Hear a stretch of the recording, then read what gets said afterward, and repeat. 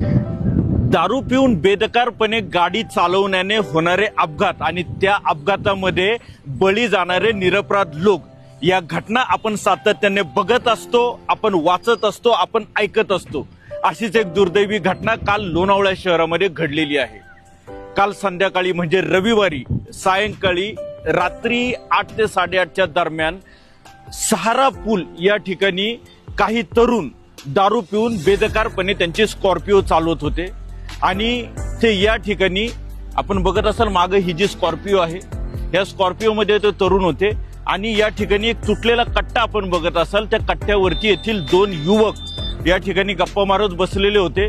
खरं तर त्यांना माहिती नव्हतं की पुढच्या क्षणामध्ये आपल्यावरती काळ घोंगावत येणार आहे, परंतु ही जी स्कॉर्पिओ आहे ती काळ बनून त्यांच्या अंगावरती गेली। यामध्ये लोणावळ्यातील एक युवक जो 20 वर्षाचा होता, चिंचनकर, त्याचा याच्यामध्ये मृत्यू झालेला आहे। तर आयन शेख म्हणून एक मुलगा आहे, तो याच्यामध्ये गंभीररित्या जखमी झालेला आहे। या गाडीमध्ये बसलेले जे काही सर्व जी लोक होती, जे काही पर्यटक बनून लोणावळ्यात आलेले होते, ते पूर्णपणे दारूच्या आहारी गेलेले होते असे येथील स्थानिक लोक सांगतात। हा अपघात झाल्यानंतर येथील संतप्त झालेल्या जमावाने ही जी स्कॉर्पिओ आपण बघत आहात, ही स्कॉर्पिओ या ठिकाणी पूर्णपणे जाळून टाकलेली आहे।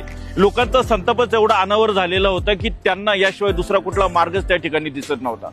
खरं तर अशा घटना सातत्याने घडत असतात, त्यामुळे पर्यटन स्थळावरती पर्यटनासाठी येणारे जे पर्यटक आहे त्यांनी सुरक्षित पर्यटन केलं पाहिजे। केवळ आपण या ठिकाणी दारू प्यायला येतोय किंवा मौज मस्ती करायला येतोय हे डोक्यामध्ये न ठेवता आपण इथल्या निसर्गाचा आस्वाद घेण्यासाठी येतोय हे त्यांनी लक्षात ठेवलं पाहिजे आणि या ज्या अशा घटना आहेत त्या टाळल्या पाहिजे। आणि पोलीस डिपार्टमेंटनी देखील असे जे काही तरुण आहे त्या तरुणांवरती जर दारूच्या नशेमध्ये सार्वजनिक ठिकाणी गोंधळ करताना आढळले, त्यांच्या गाडीमध्ये जर दारूच्या काही बॉटल्स आढळल्या, तर त्यांच्यावरती कडक अशी कारवाई करणं अपेक्षित आहे। सह्याद्री दर्पणसाठी विशाल पाडाळे, लोणावळा।